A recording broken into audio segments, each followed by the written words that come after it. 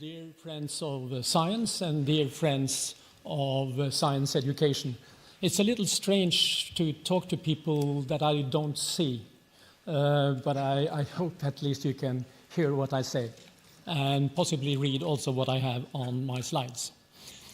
I will raise some paradoxes from emerging from the most famous international comparisons of students, the OECD PISA-project, and I will raise some paradoxes and problems, and I hope I will raise some problems for you by doing this.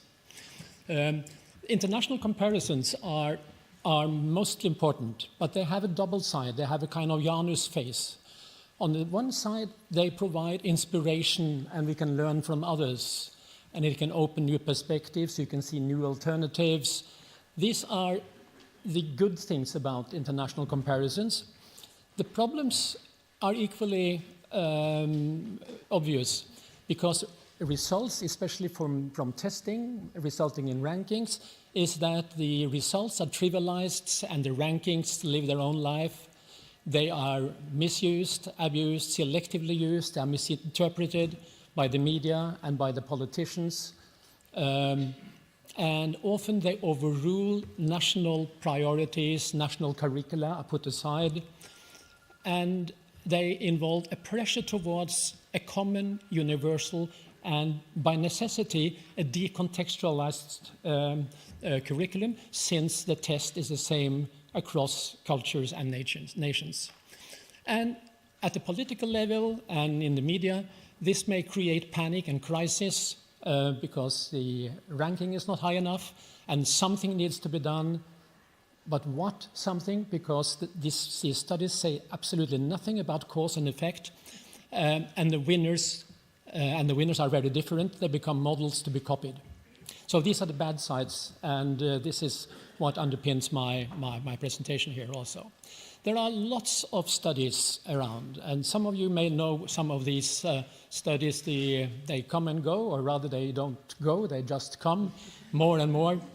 And 15 years ago, a study emerged that, in a way, now is the dominating one. That is when the OECD launched its PISA-project, and that's my main concern here.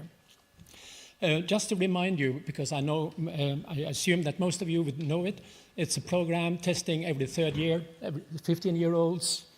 It started with reading in year 2000, and then math as a core subject, and then science 3 years later, and then they start again on a new round with the science, reading, math, and science, and the last results in science for the second round was released at December the 4th at 10 GMT worldwide last year.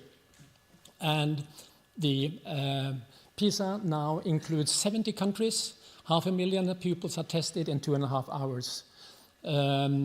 Most of these countries are the OECD countries, the rich industrialized countries, but it's also used by developing countries, and a new project is coming, PISA for Development, where the OECD also want to determine what should be taught and learned in developing countries.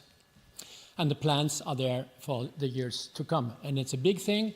It's a big thing. It's nearly like big science, like NASA and CERN, involving thousands of researchers, and indeed it does cost a lot of money. And it has become a key element in policy in most of the participating countries, and that was really also the intention behind it. This is the leader of the PISA project on a TED Talk, which is very popular. The first words he says when he wants to present PISA is that PISA is really a story of how international comparisons have globalized the field of education that we usually treat as an affair of domestic policy. So they are actually proud of now influencing education policy worldwide with one common standard defined by them. I should say a few words about science versus school science, because science and math, as we know them, as academic disciplines, are universal. That's a basic principle behind also international cooperation. School science is different. School science needs to be put in contexts that are relevant for the life of the learners and for their societies, and it cannot be universal and common when we are talking about obligatory schools, compulsory school for everybody in Africa, Asia, Europe, and the US, and everywhere else. And the main purpose of compulsory school science is not to recruit new scientists. It is actually to prepare people, young people, for adult life and taking part in democracy. And so the scores at the age of 15 are, the lifelong perspectives are more important. And attitudes and values are important, both as learning goals, as also for determinants of the future of behavior, future behavior. And it's also important for those who do not pursue science and technology, which is actually 90%, even in highly developed countries. So a key concern, I think, for school science is to promote lasting curiosity, interest, and appreciation for science and technology, understanding the nature of science and technology, the values, and indeed the limitations of science and technology, part of human culture, for democracy, for development, sustainable development, and so on. And as we see, and I will show you, in some countries, the pupils at the age of 15 are on the world top in score on these league tables, but they dislike or even hate the subject. So what is then happening after 10 years after the exam? I'll just give you one example. Could have been Finland, 2006 was the highest in science score. The same pupils were asked questions about, do you like science? Do you want to pursue science? Do you want to have more of it at school? And so on. So they made an indicator for that. And the ranking is like this. I could have chosen many other paradoxes, but here, at least for those who believe in PISA, they should at least look at more than just the rankings. PISA is using an assessment framework. You could call it a curriculum. And it's developed, and it's a nice instrument, a nice report, but it's used for testing. I think we can get a lot of inspiration from that for our discussions. And the definition of science literacy that you find in this book is, I would say, it's progressive. It's really what most science educators would agree upon. It includes dimensions like inquiry-based science education that most of us strongly believe in, argumentation, socio-scientific issues, epistemic beliefs, something about the nature of science. All these things are important, but they are not included in the score, simply because they don't correlate so well with the test score. So they are in a definition, but they are not included when the measurement is done. And the PISA reports, many PISA reports, and one of the reports on this recent one is that implications for policy. And they come up with a list like that. You don't need to see the detail. I will pick out. These are things that work and things that don't work, in the sense these are things that correlate with PISA score and do not correlate. And I'll show you the problems here. The following things have no effect on the PISA score. No effect. Public spending. So don't ask for that. Teacher salaries and class size.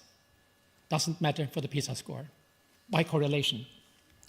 Teaching time spent on science. So maybe we should just stop teaching science. Teachers' professional development. If someone is involved in that, please don't do it, because it doesn't work. School leadership, school autonomy. But it's even worse, because the negative effects on PISA score are the following. The use of ICT in schools. So think about that. At least be critical towards PISA when some want to introduce more ICT in schools in order to compete with the best countries, but they don't use ICT in schools. So please look at the whole thing and not just the ranking. Inquiry-based science education correlates negatively with the PISA score. Experiments and fieldwork. In fact, everything that we believe in as scientists, because this is really the nature of science, and science educators stand for, correlates negatively with PISA score. I give you a little detail of that. They provide an index of inquiry-based science teaching, and these are some of the questions that are included in that. Drawing conclusions from experiments they have conducted, allowed to design their own experiments, asked to do an investigation to test ideas. This is really inquiry-based science education, but it correlates negatively. On the other hand, it correlates negatively with the scores, but it correlates positively with the positive attitudes to science, which is my point. This is maybe more important for us to achieve positive attitudes and respect for science, and job expectations as well, planning to do something, planning to pursue careers, for instance. For instance, in the PISA winners countries, which have created panic, although panic and admiration worldwide, Japan, Korea, Taiwan, Shanghai, and Finland, very different kinds of countries, as you see, because Finland is included here on top. They use rather little inquiry-based teaching in schools, according to their own reports. And the PISA report says that in no education systems do students who reported that they're frequently exposed to inquiry-based instruction score higher in science. However, frequent inquiry-based teaching is positively related to students holding stronger epistemic beliefs and being more likely to expect to work in a science-related occupation. So maybe this is the last one, is even more important. And on this one, this is the strongest one. Activities related to experiments and lab work show the strongest negative relationship with science performance. So I will conclude. If we are about the curses of testing and ranking, creating competition among nations, among schools and pupils is what we see in many countries. Countries compete with other countries, and schools with other countries, and teachers compete, and pupils compete with each other to come on top of the rankings. This is killing curiosity and joy of learning.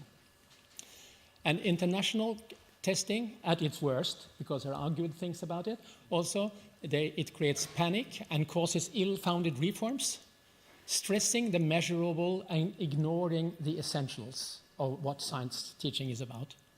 And it's a pressure that runs against what I would say we, as scientists and science educators argue for: context-based and relevant science education, active learning, and inquiry-based science education. Conclusion is that the warning is, whether we believe in PISA or not, the problematic results that I gave you just a little glimpse of, they need to be discussed critically by science educators, what we can learn from that. And the danger is that if we have the desire or expectation that we will climb on PISA scores by using inquiry-based science education, we are likely to be disappointed. And we should not I think we should not sacrifice our educational strive for more interesting, more authentic, meaningful, motivating, and relevant science education for all learners, and indeed for their societies, and which we may obtain by using what we label inquiry-based science education. And finally, what did my hero when I was young say about PISA? He said, everything that can be counted does not count, and everything that counts cannot be counted, said my hero when I was young, physicist, philosopher, and artist, Einstein. Thank you very much.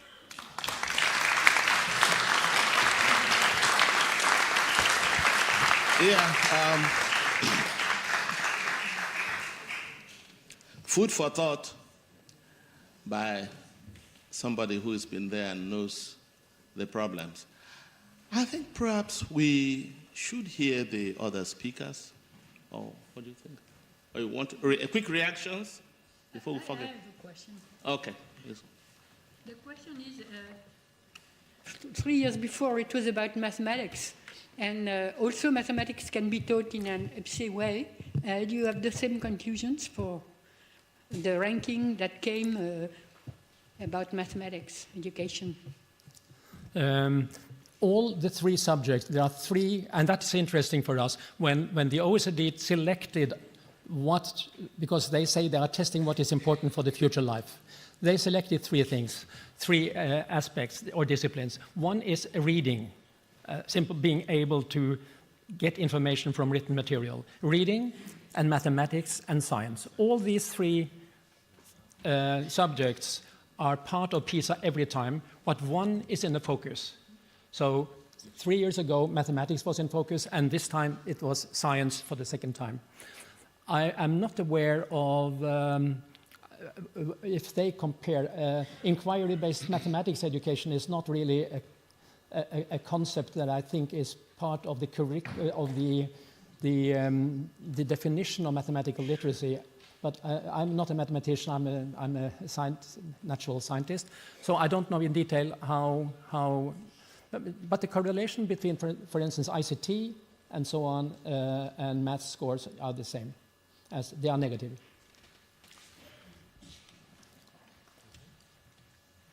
Okay.